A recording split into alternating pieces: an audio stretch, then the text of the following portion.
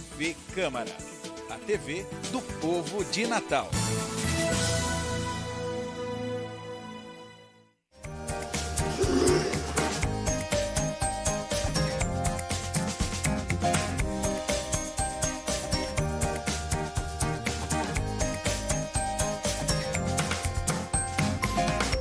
Olá, começa agora o programa Com a Palavra e minha entrevistada de hoje é a vereadora Divaneide Basílio. Vereadora, obrigada pela participação. Vamos fazer um resumo, um balanço das últimas atividades. Eu que agradeço essa oportunidade de estar aqui mais uma vez. Sim, vamos dialogar sobre o que nós fizemos durante toda essa semana, as nossas ações, fazer um pequeno balanço e socializar com o nosso público.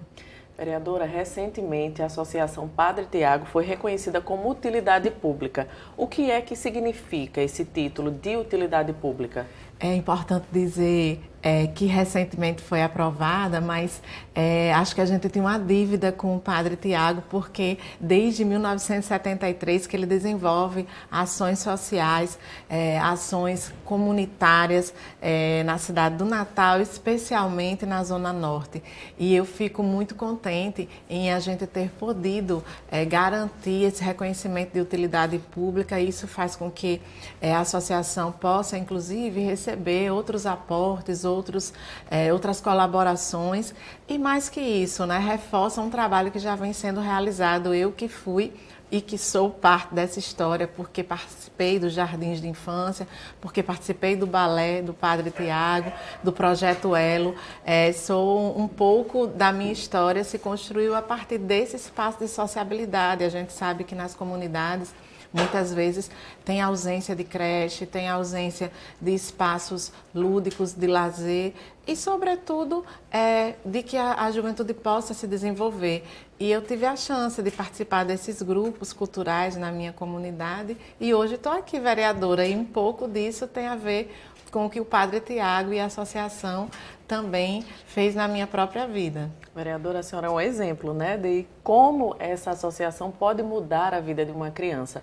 Ao longo de 4 décadas, foram mais de 40 mil crianças atendidas e beneficiadas. Isso muda não só a realidade de uma criança, como de toda uma comunidade? De toda uma comunidade. Então, todo mundo que passou pela escolinha, pelo balé, pelo Projeto Elo, sempre se reporta a isso como uma mudança de vida. E a gente poderia não ter sido alfabetizado da maneira correta, a gente poderia não ter tido essa oportunidade de convivência e hoje, com certeza, somos todos e todas pessoas diferentes porque tivemos essa oportunidade que muitas vezes é negada para crianças pobres e com muito entusiasmo, com muito compromisso, com muita responsabilidade, o Padre Tiago, que é essa referência. Também quero citar aqui Luísa, que é a coordenadora desse processo todo, a quem eu chamo carinhosamente de Tia Luísa, a nossa eterna Tia Luísa, que é uma pessoa que segue firme aí conduzindo os trabalhos junto com o Padre Tiago.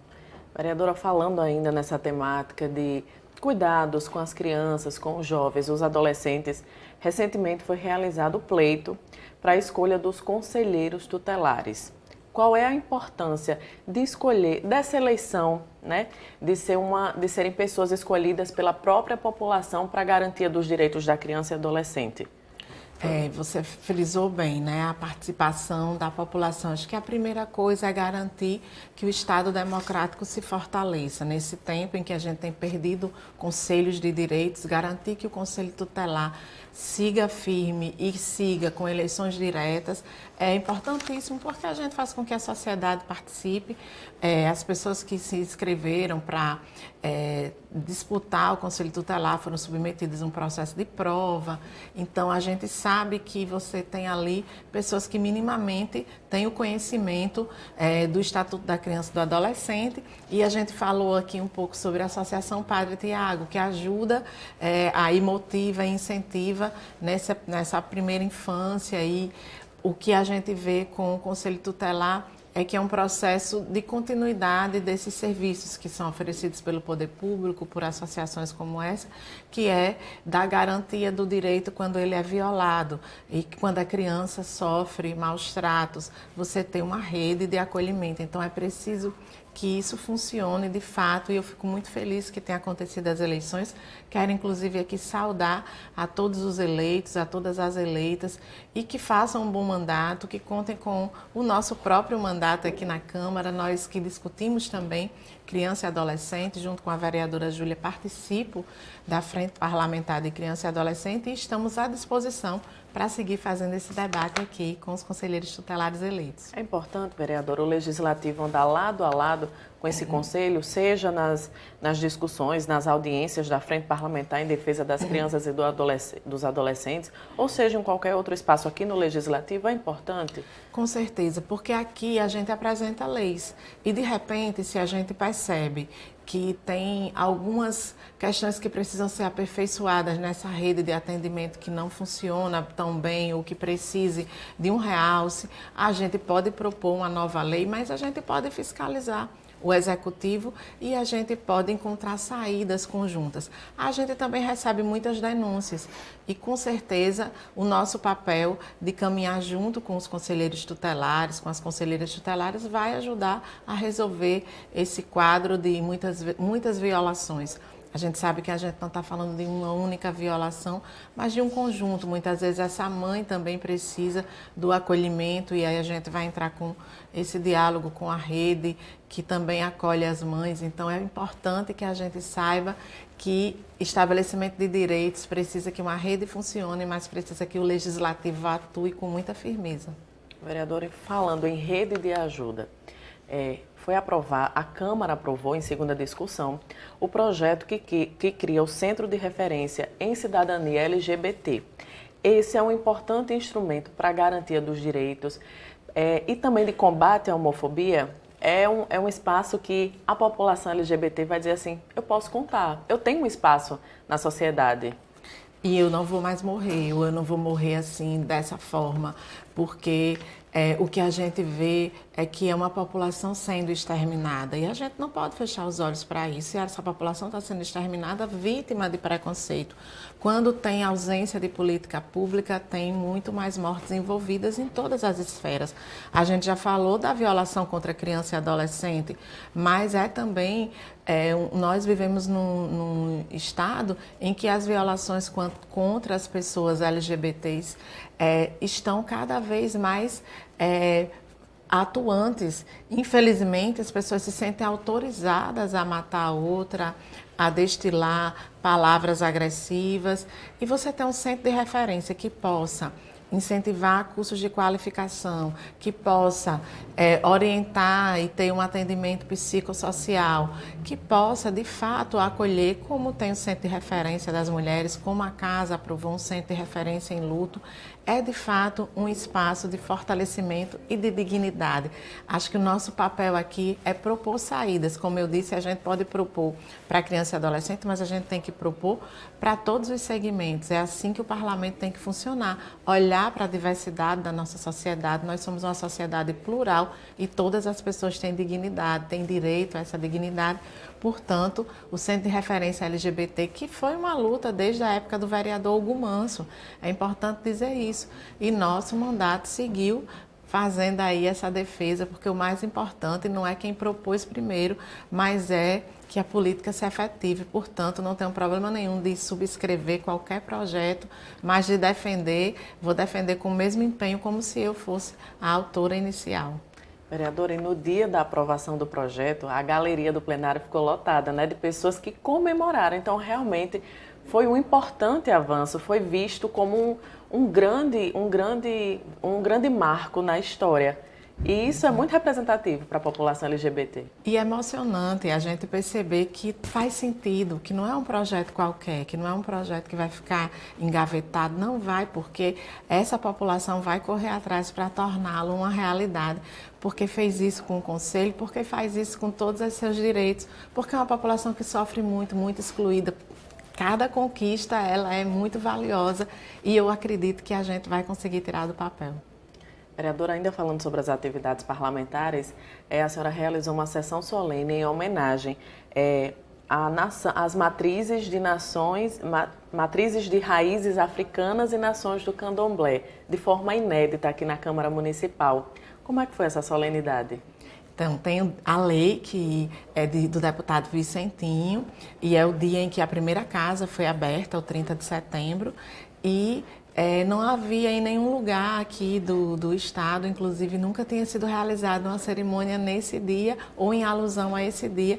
Nós fizemos a primeira aqui na casa. Depois que fizemos a primeira, já teve uma na Assembleia Legislativa e em outros municípios. Eu, inclusive, participei já em São Gonçalo, participei na própria Assembleia, o que é muito importante. Aquilo que eu falava sobre reconhecer a diversidade, aquilo que eu falava sobre vamos reconhecer a utilidade pública, a Associação do Padre Tiago, mas vamos reconhecer também outras religiões que têm o direito de existir e de serem respeitadas. E eu, como parlamentar, tenho a obrigação, junto com meus parceiros de trabalho aqui, de fazer com que a casa receba, acolha, fortaleça todas as expressões. E, claro, foi um dia muito bonito, porque a gente teve também a casa cheia, as pessoas trazendo para dentro da casa a expressão do seu culto e a luta também contra a intolerância religiosa que se materializa em ações como essa, de celebrar e de fortalecer quem está aí há tantos anos fazendo bem.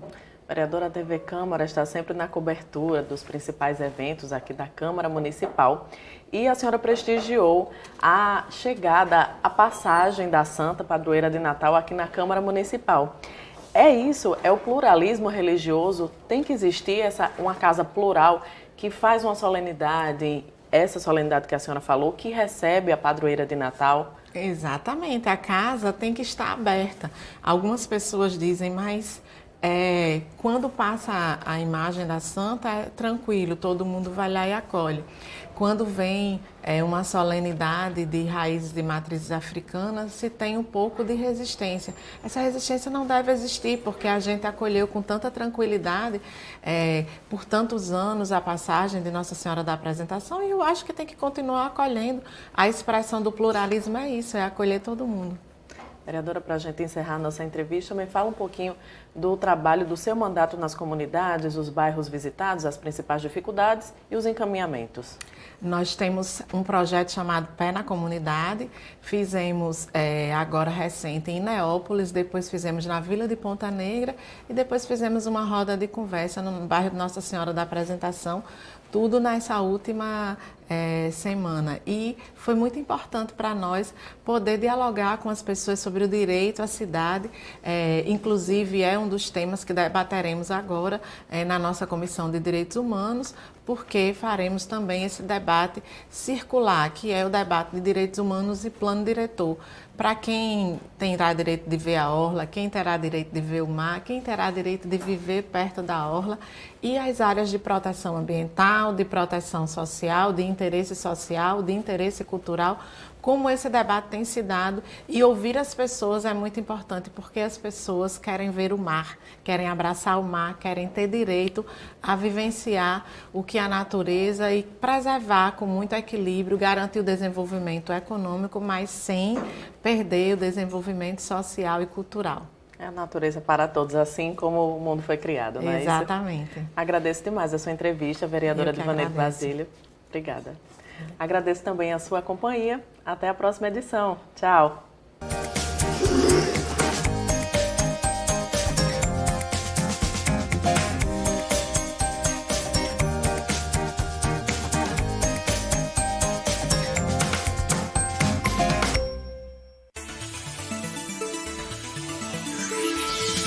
TV Câmara, a TV do povo de Natal.